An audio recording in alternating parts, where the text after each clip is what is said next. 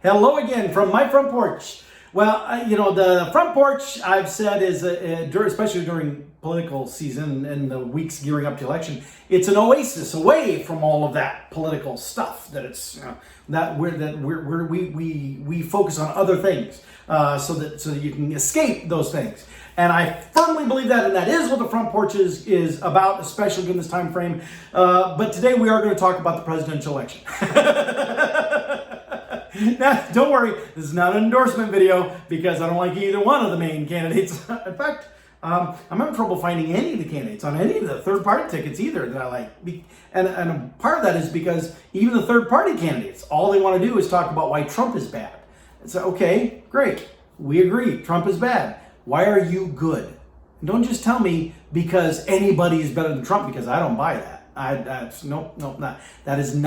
That is not an even remotely rational thought process for choosing a president.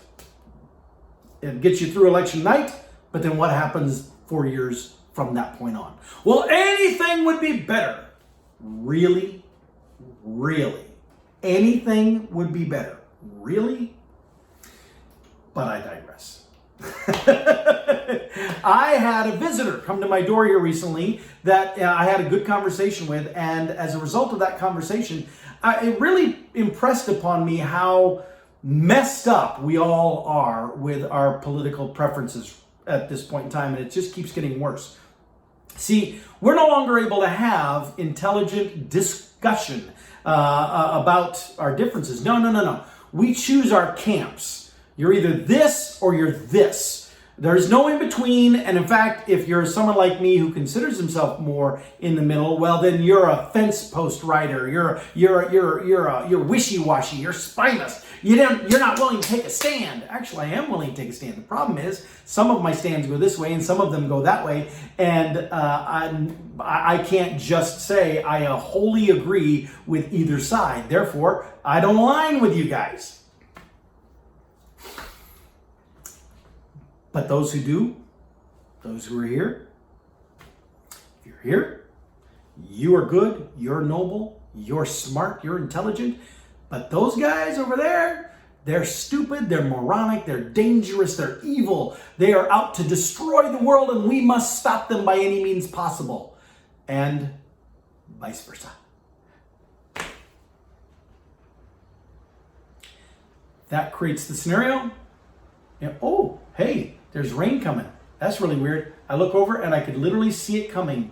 And now it's approaching the house, and it'll be here in just a moment. You'll hear it start falling against the window. That's pretty cool. I've never really watched a sheet of rain coming this way, but it's kind of a refreshing, cleansing rain, which kind of fits in with what I'm talking about here right now. We've got this nonsense of choosing sides, and then we fight each other, not based even on fact, but on preference. And I hear so many times where people say things like, well, even if this isn't true, it sounds like something he would have said, so it's not true, is what you're saying. And you continuing to share it is you willingly sharing something that is a lie, a falsehood, a distortion, a twisting of the facts just to promote the side you've chosen. That's dumb. Sorry, it just is, in my opinion. Anyway, I had a guy come to my the front porch door here, and he was, by his appearance, he was a blue-collar worker guy. He was a little rough looking, clearly, the hard working, dirt under their fingernails, skilled labor kind of fellow. And I say that because those are the kind of guys I work with now in the construction company that with Baker Construction that I'm with. And so the doorbell rings, and I look out, and it's this guy, and I'm like, I wonder what this guy wants. So I go out to the door, and he holds up this and tells me he is here going door to door for President Trump. I was actually surprised. See, around here in Polk County, a guy who looks like he does generally is skilled labor, and that usually means he's part of a labor union. And if he's part of a labor union, that would mean that he's supporting Democrats. That wasn't obviously this guy's case. So I'm intrigued. And so I gave him time of day, and we had a conversation. And he saw my sign in the front yard when he was walking up that says, "Any functioning adult in 2020. Not Biden, not Trump," because I don't like either one. He says to me, "So do you consider yourself an independent?" And I said, "Yes, I do." He said, do you lean to the Democrats or to the Republicans?" And I said, "Well, that's a difficult question to answer because it depends on the topic or the question. That's why I'm independent, is because sometimes I lean this way and sometimes I lean that way, depending on what it is." And he says, "Oh, okay, well that's fair, I suppose. Have you made a decision on who you want to support for president?" Aha. Well, I'm not surprised we got there because again, he's carrying these. Excuse me. But so I said, "Well, actually, no." And he says, "Oh, so you're still looking at them?" I said, "Well, I'm still waiting for one of them to tell me why I should vote for them." And he was a little surprised by that. And I did my explanation about how I don't just throw away my vote by voting against someone. I need to know if I'm voting for a candidate that I actually can support that candidate. Because if I just vote against somebody, again, that only gets me through election night. What happens after election night? I'm stuck with the person that won. I want to know what I'm stuck with. I want to know what they're going to do. And so far, I'm not hearing that from anybody. All I'm hearing is, don't vote for the other guy because he's bad. He listens to me share this, and I shared specifics about both Biden and Trump, about why I didn't like either one of them, and he listened. Why he didn't argue, he didn't roll his eyes, he just listened. And when I got done, he said, "Well, I can see your point. I can see your point. Can I tell you why I support President Trump?" I said, Sure, go ahead. And so he laid out his thoughts. He was not reading any of it from a script either. He just was talking. And he had some good points, although, me being read up on things to the point that I was aware of the things that he was saying. I also was aware enough to know that on some of them they were polished a bit too shiny. That he focused in on the really good nugget without maybe talking about that little blemish part of it over here. But that's what happens. That's what I'm. When I ran for state senate, you go door to door. You don't have time to unpack all the nuances of something. You have to hit what you want to be the high points. That's what you're doing. And so that's what this guy was doing too. I get it. But so he went through that and he went through his points. Now here's an interesting detail.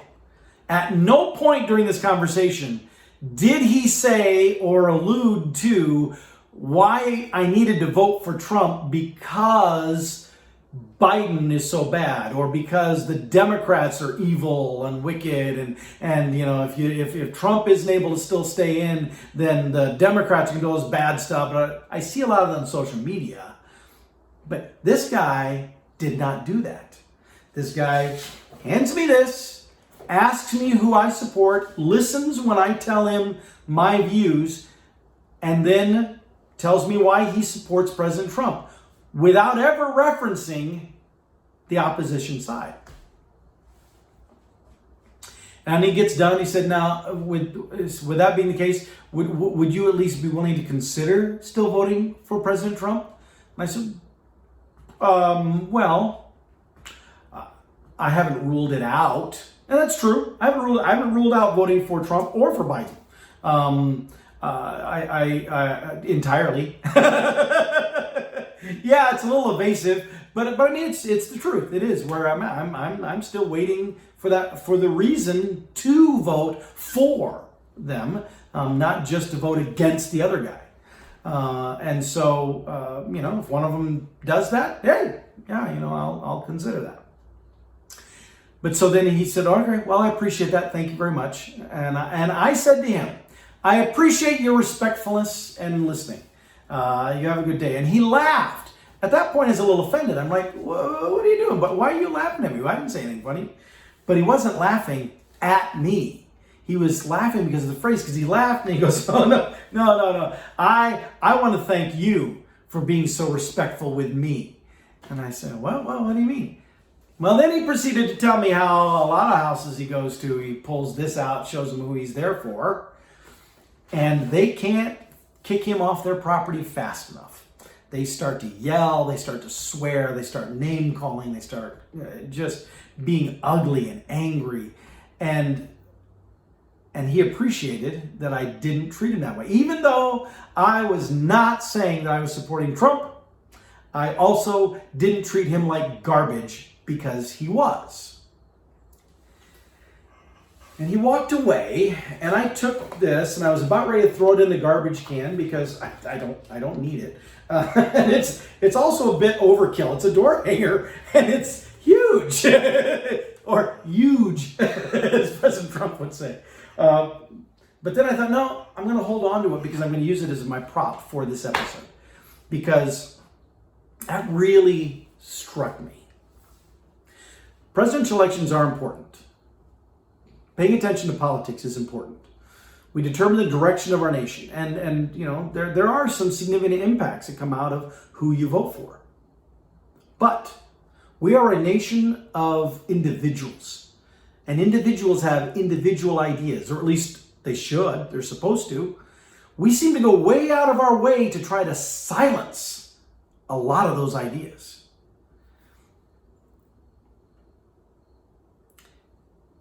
Just because someone disagrees with your opinion politically doesn't make them a bad person. Just because someone supports a candidate that you don't approve of does not make them a bad person. Just because someone espouses a political viewpoint or a worldview that you don't agree with doesn't make them stupid or ignorant or uneducated. It makes them an individual who's formed their own opinion different from your own. And the point of elections is not to try to bully everybody into silence that disagrees with you. The point of an election is for everybody to get to go to the polls and vote their conscience, their convictions, their beliefs, and whichever group has the most people that vote together, they're the ones that win. They're the ones that get their person elected. That's what an election is about. And that being the case, we ought to be encouraging different ideas. We ought to be encouraging people to speak up and to say, this is what I think. Political polls, I laugh at them. They are all they're invalid, every single one of them. And I'll tell you why. Not just because most of the time the polling pool is skewed, and I can show you that with countless examples of how they're out of balance when they're doing that. But also, there are a lot of people, especially Trump-supported people, who are reluctant to say that out loud, even to someone on the phone on a poll. Because our society now says if you support Trump, you should be held in contempt. You should be derided. You should be mocked. You should be harassed. I don't agree with that.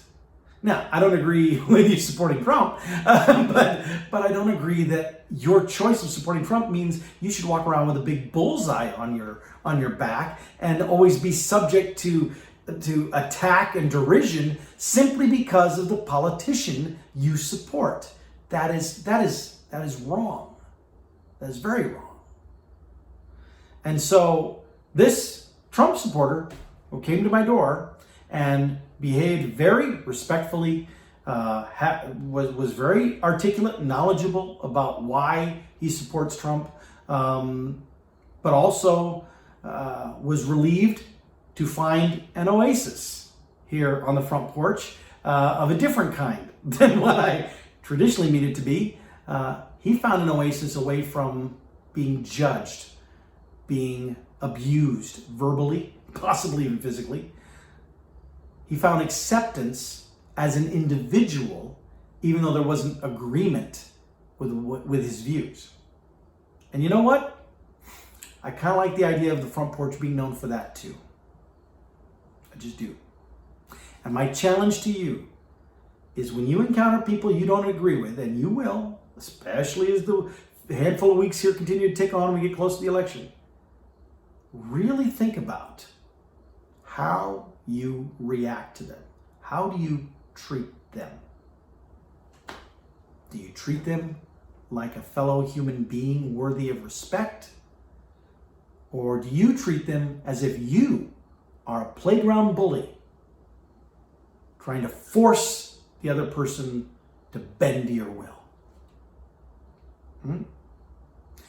Don't you dare criticize a politician like Trump, for example, for being a thug and a bully, which I do. But don't you dare criticize him if you are acting that exact same way to other people. And don't you dare criticize someone like Joe Biden, which I do, for his hypocrisy. He's been in office. He was in elected office nearly 50 years, and now he claims that if he's elected now, he's going to fix all the problems that he wasn't apparently able to do anything about during all that time. But don't criticize him if you are going to be a hypocrite as well. Something to keep in mind. And with that, I'll see you all next time from this oasis known as my front porch.